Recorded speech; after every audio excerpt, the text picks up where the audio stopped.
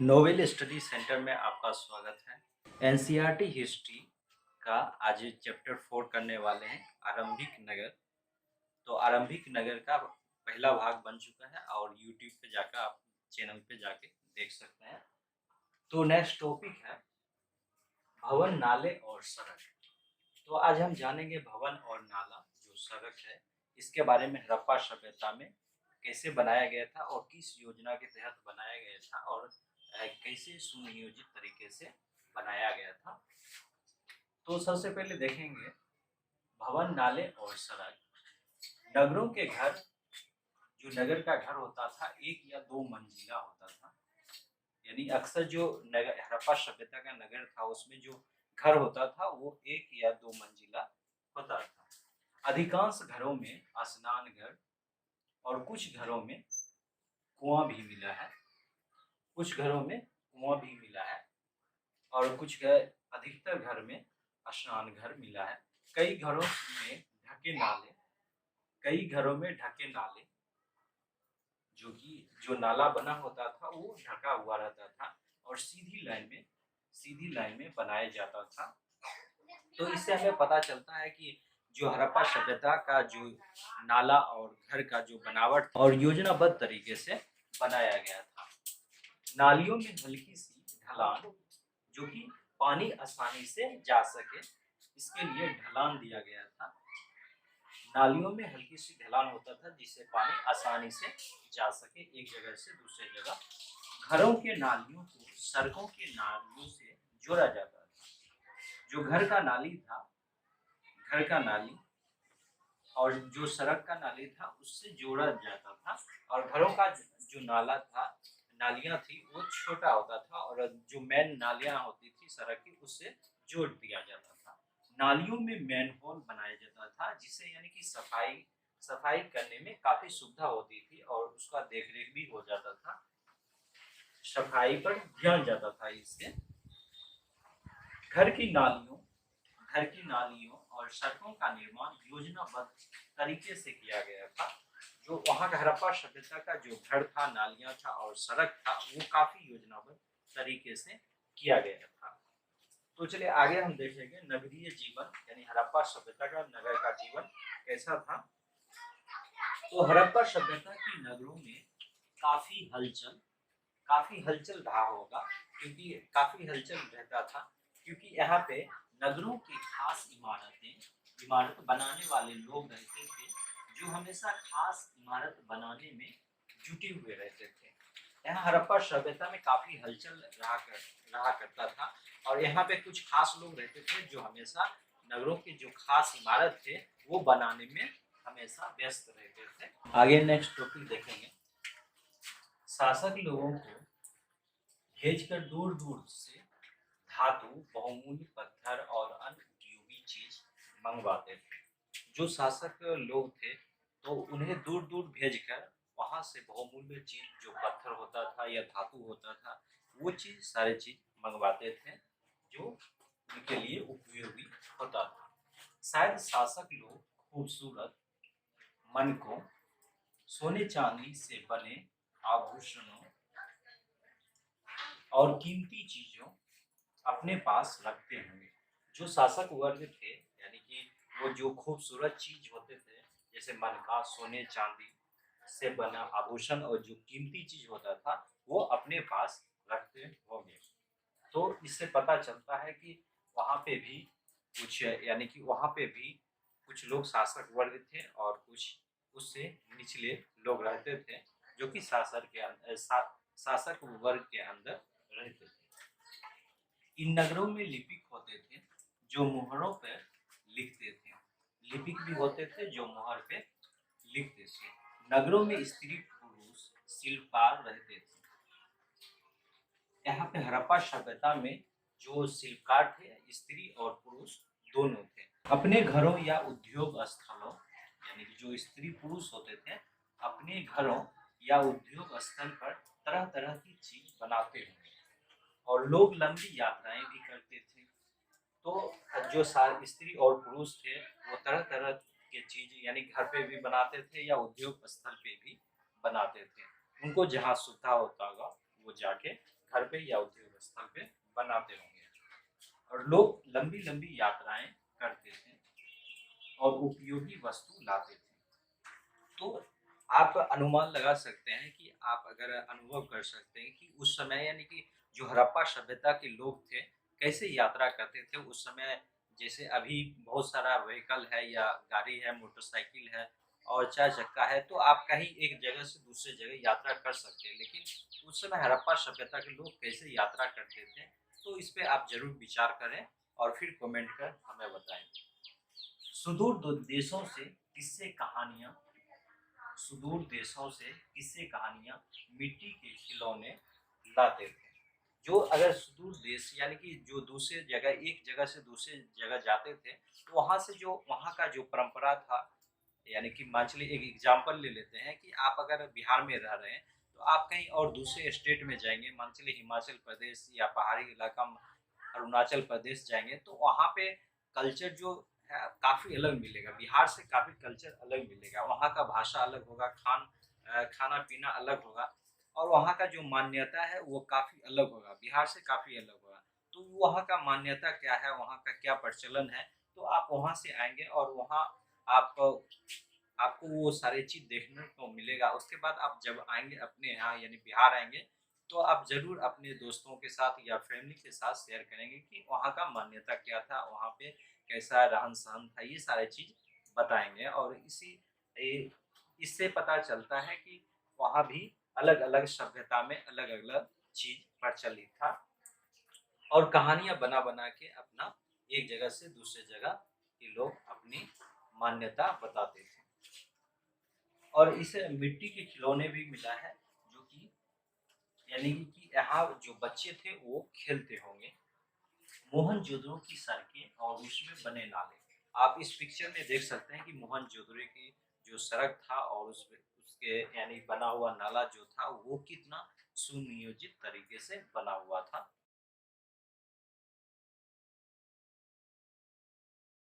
तो आगे हम देखेंगे नगर और नए शिल्प। नगर और नए शिल्प नेक्स्ट टॉपिक है। हड़प्पा नगरों से प्राप्त पुरातात्विक विदों। जो हड़प्पा नगरों से यानी कि प्राप्त बहुत सारे वस्तु प्राप्त हुआ है, जो पुरातात्विक विदों को प्राप्त हुआ है और ये सारे चीज पुरास्थल से मिलता है। पुरास्थल के बारे में हम बता चुके हैं और एक शॉर्ट वीडियो भी है उस पे, यानी शॉर्ट वीडियो भी है चैनल पे, जाके आप देख सकते हैं पुरास्थल किसे कहते हैं। अधिकतर यानी कि जो हड़प्पा सभ्यता से पुरास्थल से मिला है पुरातात्विक विदों को, अधिकतर शंख, तांबे, कांसे, सोने और चांदी से, सोने और चांदी जैसे धातुओं से बनाई गई है।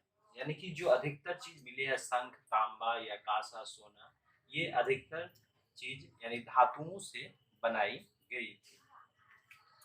तांबे और कांसे के औजार, जो तांबा और कांसे के औजार, हथियार, गहने और बर्तन बनाए जाते थे।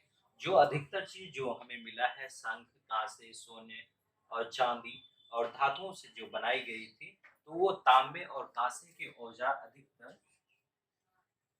तांबे और कांसे के औजार, हथियार, गहने और बर्तन का निर्माण किया जाता था। जो तांबा था, कांसा था, उससे हथियार बनाया जाता था, औजार बनाया जाता था, गहने बनाया जाता और बर्तन भी बनाया जाता। गहना उसे कहते हैं जो कि आभूषण यानी कि जो महिलाएं हाथ में पहनती हैं या गला में पहनती या पैर में पहनती है, तो उसे हम गहना कहते हैं। आगे हम देखेंगे सोना चांदी, यानी सोने चांदी से गहने और बर्तन का निर्माण होता था। जो सोना और चांदी रहता, सोना चांदी से गहना और बर्तन का निर्माण होता था हड़प्पा सभ्यता में। और अभी के समय में भी सोना चांदी उतना ही कीमती है। कई कई जगह पर जो काफी अमीर लोग हैं उनके घर में भी आप देखेंगे गहना तो हर घर में अभी मिल जाता है, यानी कि हर घर में सोना चांदी से बने गहना महिलाएं पहनती है। लेकिन जो बर्तन यानी कि सोना चांदी से बना हुआ, वो अभी अगर वर्तमान में देखेंगे तो आप किसी अच्छे फैमिली में या कोई अमीर आदमी या उस समय के जो राजा महाराजा थे, तो उनके घरों में आप देख सकते हैं। या कहीं आप अगर संग्रहालय कहीं जाएंगे देखने के लिए, तो वहाँ पे भी आपको मिलेगा सोना चांदी से बना बर्तन आपको मिलेगा, वहाँ पे आप जाके देख सकते हैं। आकर्षण वस्तुओं में हड़प्पा सभ्यता में जो आकर्षण की वस्तु थे वो मन के बाट और फलक था। ये तीनों चीज था जो आकर्षण का वस्तु था हड़प्पा सभ्यता में। और ये जो बाट है आप इस पिक्चर में देख सकते हैं कितना सुंदर से बनाया गया है।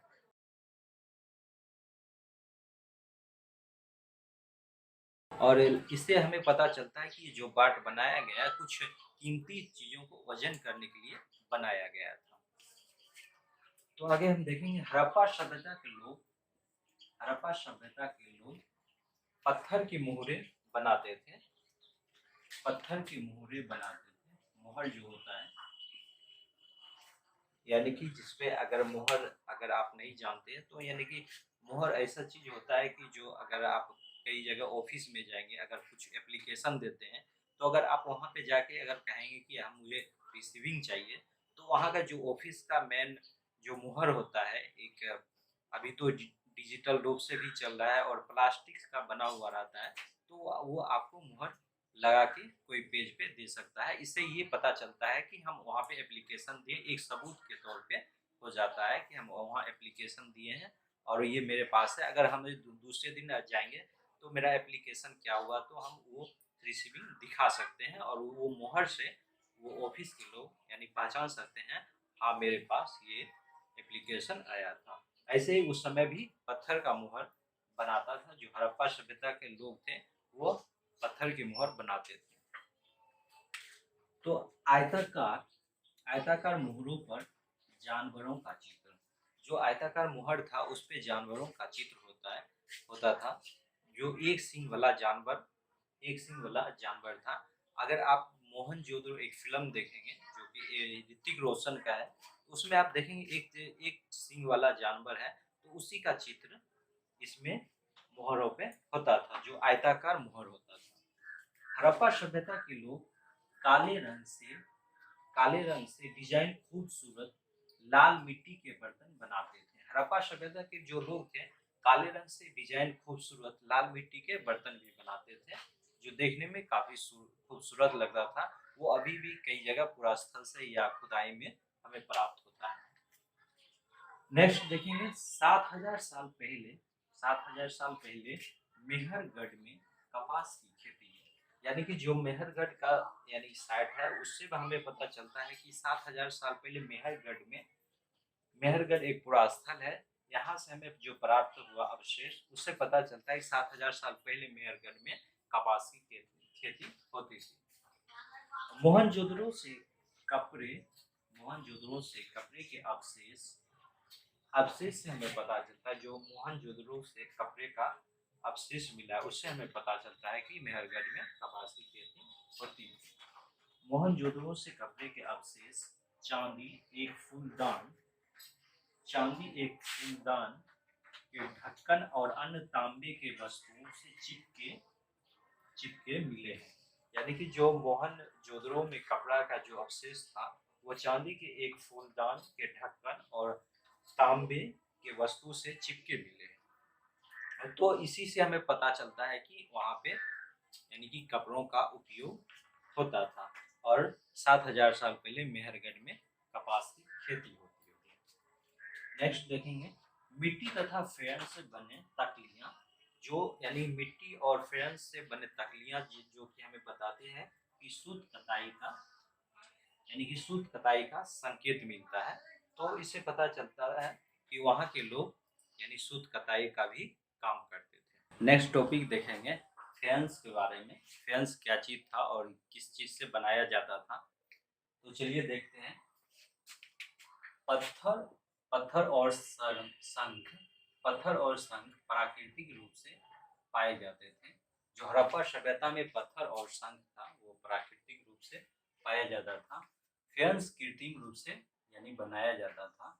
जो पत्थर और शंख प्राकृतिक रूप से, या अभी भी आप देखेंगे तो शंख कई जगह समुद्र में मिलता है और पत्थर जो कि चट्टानी भाग है वहाँ पे पत्थर आपको मिल जाएगा।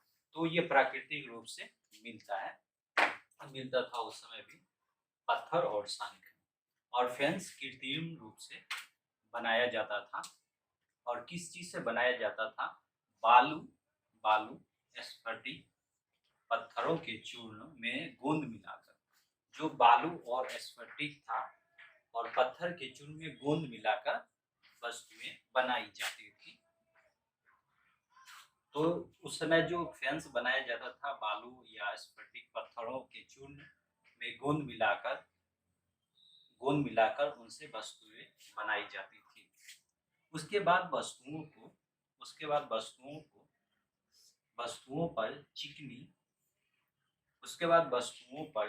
मिट्टी, उसके बाद वस्तुओं पर चिकनी परत चढ़ाई जाती थी और चिकनी परत के रंग प्रायः नीले या हल्के समुद्री कलर होते थे, यानी कि हल्के समुद्री होते थे। यानी कि फेंस जो बनाया जाता था स्फटिक और चूर्ण में गोंद मिलाकर, तो उसके बाद जो वस्तुओं पर जो चिकनी परत चढ़ाई जाती थी, तो चिकनी परत का जो रंग होता था वो प्रायः नीले या हल्के समुद्री हरे कलर का होता था। तो ये छोटी सी जानकारी फेंस के बारे में हुआ, और आप डायग्राम में देख सकते हैं और पढ़ भी सकते हैं फेंस के बारे में इस पिक्चर में। तो नेक्स्ट देखेंगे कच्चे माल की खोज में, यानी कि जो हड़प्पा सभ्यता के लोग थे वो कच्चे माल कहाँ से लाते थे और कैसे प्राप्त करते थे, इसके बारे में जानेंगे। कच्चा माल उसे कहते हैं जो प्राकृतिक रूप से मिलते हैं। जैसे कच्चा माल यानी कि जो प्राकृतिक रूप से हमें मिलता है, या किसान पशुपालक के द्वारा भी उत्पादन करते हैं।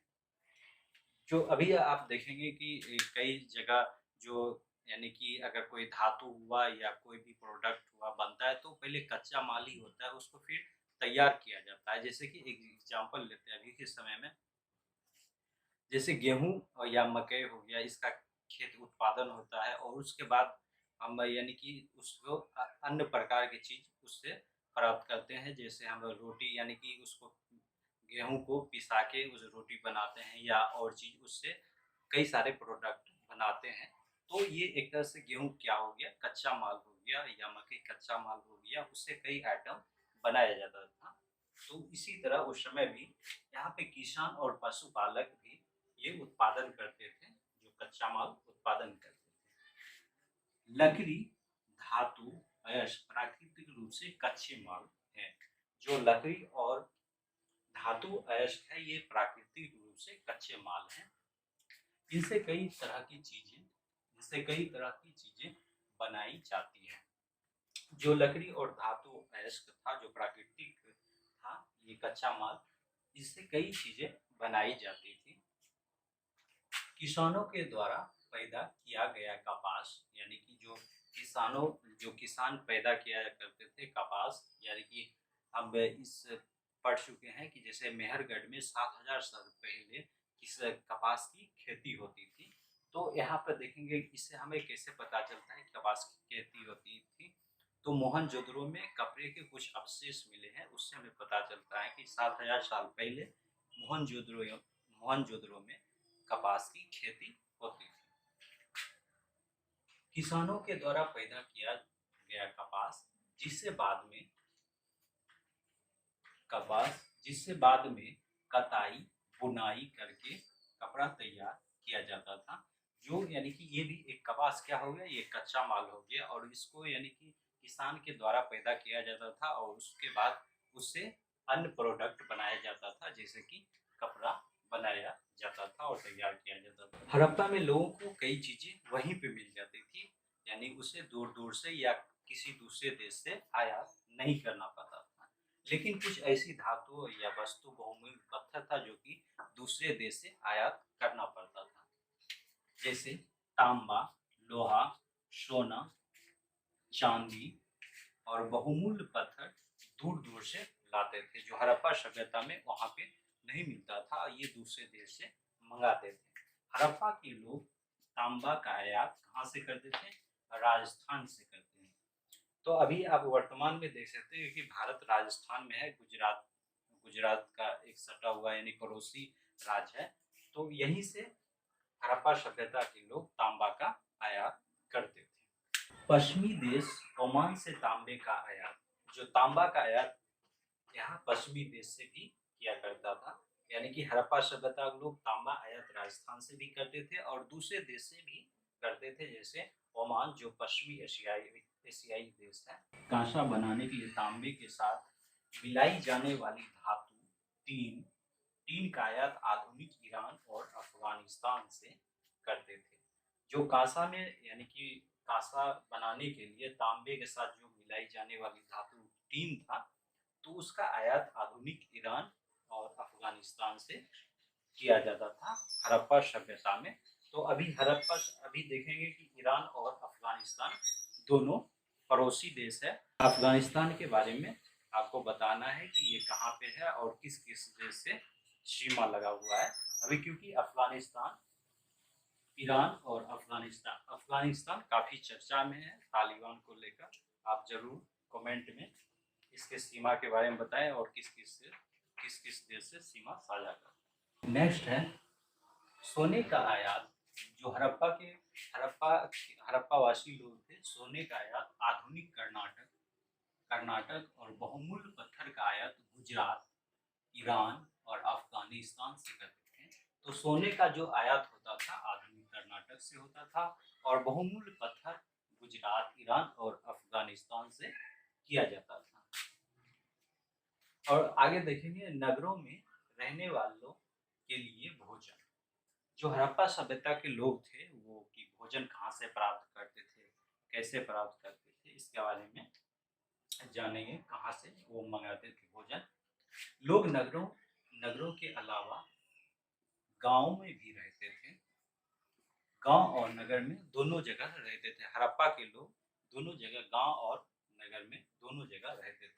अनाज उगाते थे, जानवर पालते थे। उनका मुख्य पेशा था अनाज उगाना और जानवर पालना। किसान और चरवाहे, जो किसान और चरवाहे होते थे, शहरों में रहने वाले शासकों, लेखकों, दस्तकारों को खाने बनाने के सामान देते थे। जो किसान और चरवाहे थे वो यानी कि जो शासक वर्ग थे या लेखक थे जो कुछ लिखते थे वहाँ के शासक के बारे में या वहाँ के राजा की कहानियों के बारे में या साम्राज्य के बारे में, या दस्तकार थे जो कि, तो इन सबको खाने के सामान जो किसान और चरवाहे उपलब्ध कराते थे हड़प्पा सभ्यता में।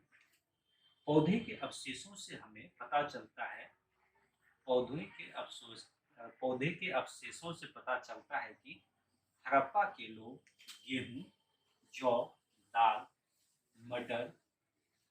मटर, धान, तिल और सरसों उगाते थे।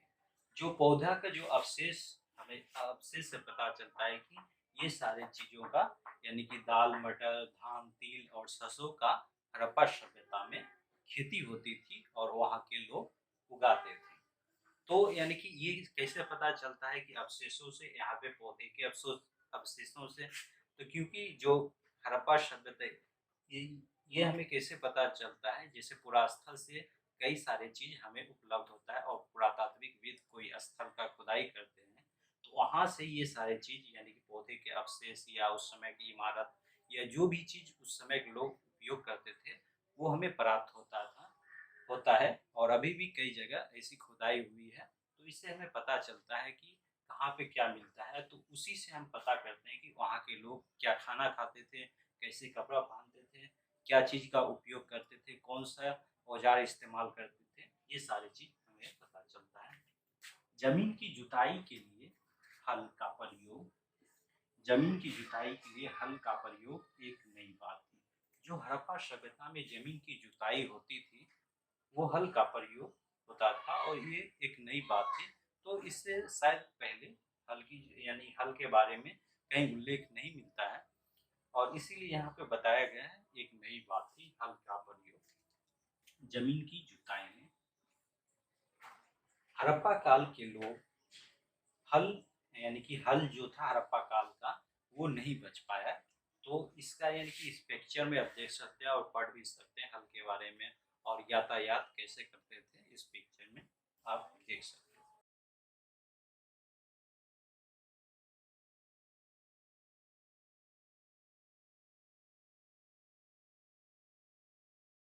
तो हड़प्पा सभ्यता के नेक्स्ट टॉपिक हम देखेंगे जमीन की जुताई के लिए हल का प्रयोग।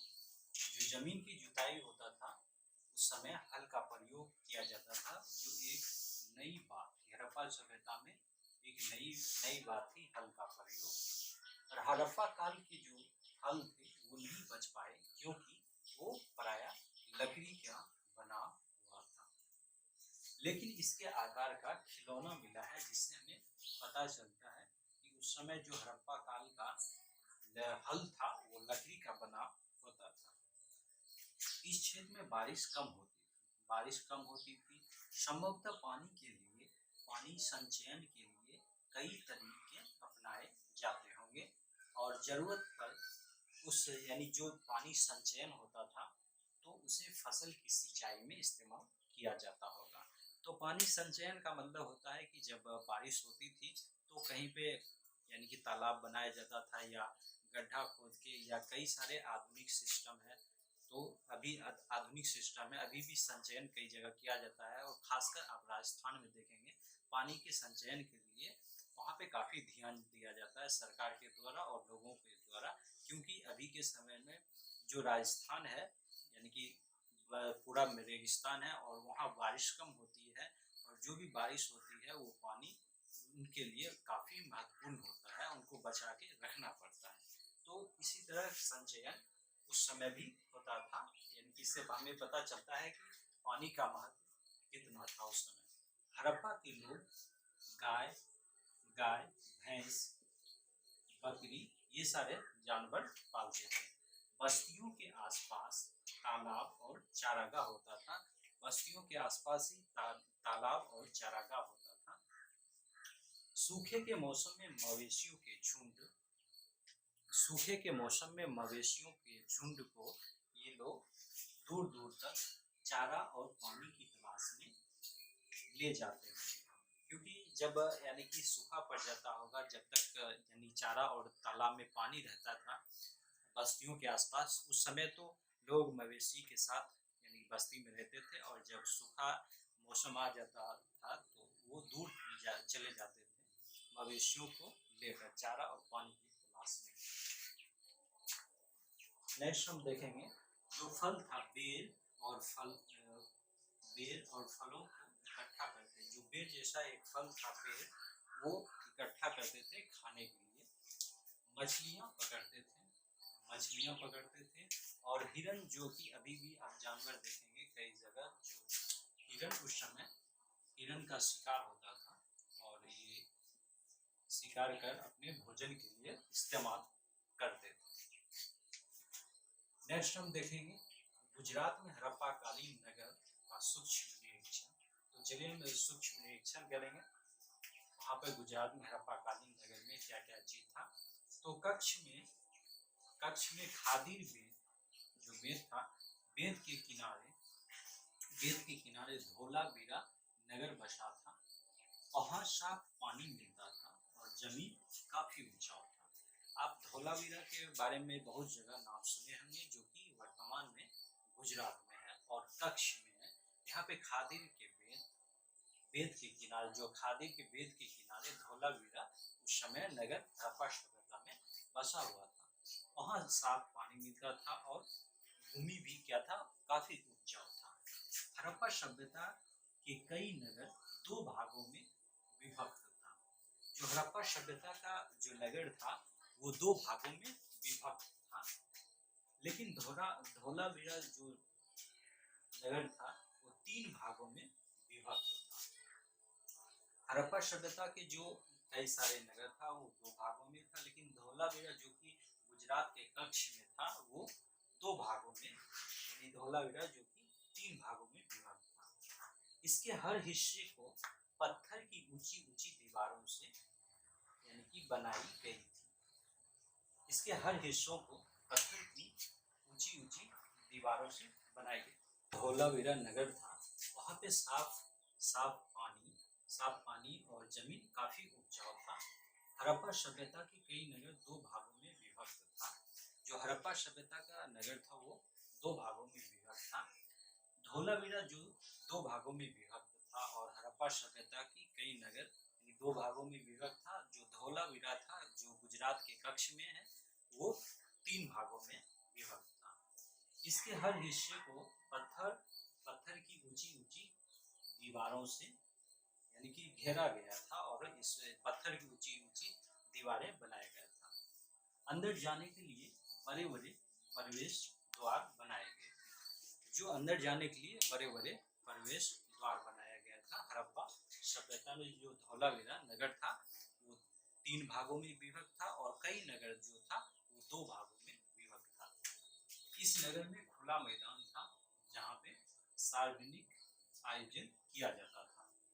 और अवशेषों में हड़प्पा लिपि के बड़े अक्षरों को पत्थर में खोदा गया था। जो यानी कि हड़प्पा में जो लिपि था वो बड़े अक्षरों को पत्थरों में खोदा गया था। यानी नेक्स्ट टॉपिक हम देखेंगे, हड़प्पा में कुछ अवशेष मिले हैं जिससे यानी कि लिपि के बारे में हमें पता चलता है, क्योंकि अक्सर यहाँ पे छोटी मोहर और लिपि लिखा हुआ मिलता था, लेकिन कुछ जगहों पर बड़े मोहरों और लिपि मिली है जो कि लकड़ियों पे खुदा हुआ था। तो आगे हम देखेंगे, जैसे यहाँ मिले कुछ अवशेषों हड़प्पा लिपि के बड़े अक्षरों को पत्थरों में खुदा पाया गया है। क्योंकि अक्सर जो हड़प्पा का लिपि होता था और जो मोहर होता था वो छोटी चीजों पे खुदा हुआ रहता था, लेकिन ये एक तरह का अलग चीज था। इन अभिलेखों को संभवतः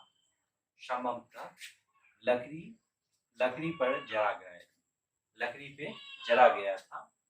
इन अभिलेखों को संभवतः लकड़ी पे जला गया था। अनोखा बात यह है कि आमतौर पर हड़प्पा के जो लेख होता था या मोहर होता था यानी कि छोटी वस्तुओं पे जला हुआ रहता था, लेकिन कुछ जगहों पे यहाँ पे बड़ी चीजों पे मिला है, जैसे मोहर और लेख।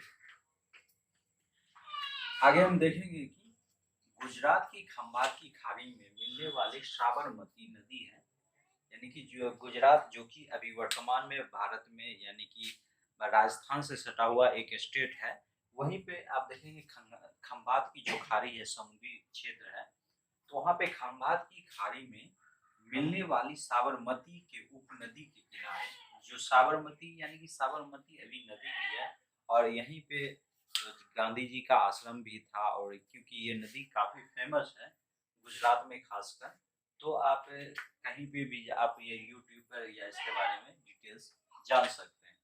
तो उस समय जो साबरमती के उपनदी के किनारे बसा शहर एक लोथल, यहाँ पे एक बसा हुआ जो शहर था वो लोथल था। नेक्स्ट टॉपिक देखेंगे, गुजरात की खंभात खाड़ी, जो गुजरात में खंभात की खाड़ी है, अभी ये स्टेट गुजरात यानी राजस्थान से सटा हुआ है और समुद्री तट के किनारे आप देखेंगे जो खंभात की खाड़ी, यहाँ पे मिलने वाली साबरमती के उपनदी के किनारे बसा जो नगर था लोथल नगर था हड़प्पा सभ्यता में। और ऐसे स्थान यानी कि ये आसान स्थान था क्योंकि जहाँ पे आसानी से कीमती पत्थर और कच्चा माल मिल जाता था, जहाँ पे कीमती पत्थर और कच्चा माल आसानी से मिल जाता था। साबरमती नदी भी अभी वर्तमान में है, गुजरात में अगर जाएंगे तो यहीं पे साबरमती आश्रम का स्थापना गांधी जी ने किया था और ये नदी काफी फेमस है टूरिस्ट के लिए। तो नेक्स्ट हम देखेंगे पत्थरों, शंख और धातुओं से बनाई चीज का एक केंद्र था। यहाँ पे जो साबरमती के किनारे, जो कि साबरमती उस समय यानी हड़प्पा सभ्यता में जो लोथल नगर था, तो यहाँ पे एक पत्थर और शंख और धातु से बनाई चीजों का एक बहुत बड़ा केंद्र था। इस नगर में भंडारगिरी भी मिला है, इस नगर में भंडारगिरी मिला है, जहाँ से जो मोहर होता था और मुद्रांकन या मोहरबंदी मिला है। तो यहाँ से जो भंडारगिरी था, यहाँ से मोहरे और मुद्रांकन और मोहरबंदी मिला है। तो मोहर के बारे में हम जो छोटा यानी कि जान लेते हैं, जैसे इस चित्र में आप देख सकते हैं और जैसा कि उस समय यानी कि हड़प्पा सभ्यता में मोहर को एक मट्टी के लेप से बनाया जाता था और मट्टी के लेप यानी कि किसी चीज पे चढ़ा दिया जाता था। अगर वो मट्टी का लेप यानी कि सही सलामत दूसरी जगह पहुंच जाता था, तो इससे पता चलता था कि मोहर मोहर यानी कि जो सील है नहीं टूटा है और मोहर सही से लगा हुआ है। अगर ये मोहर टूट जाता था, अगर मिट्टी थोड़ा इधर-उधर भी होता था, तो इससे पता चलता था कि इसमें कोई छेड़छाड़ किया गया है, जो हड़प्पा सभ्यता में ऐसा प्रचलन था। तो आगे हम देखेंगे सभ्यता के अंत का रहस्य, यानी कि हड़प्पा सभ्यता का अंत कैसे हुआ, इसके बारे में कई सारे रहस्य हैं, देखेंगे आगे क्या है। तो लगभग 39 साल पहले बहुत बड़ा बदलाव मिला था, यानी कि बहुत बड़ा बदलाव हुआ था हड़प्पा सभ्यता में।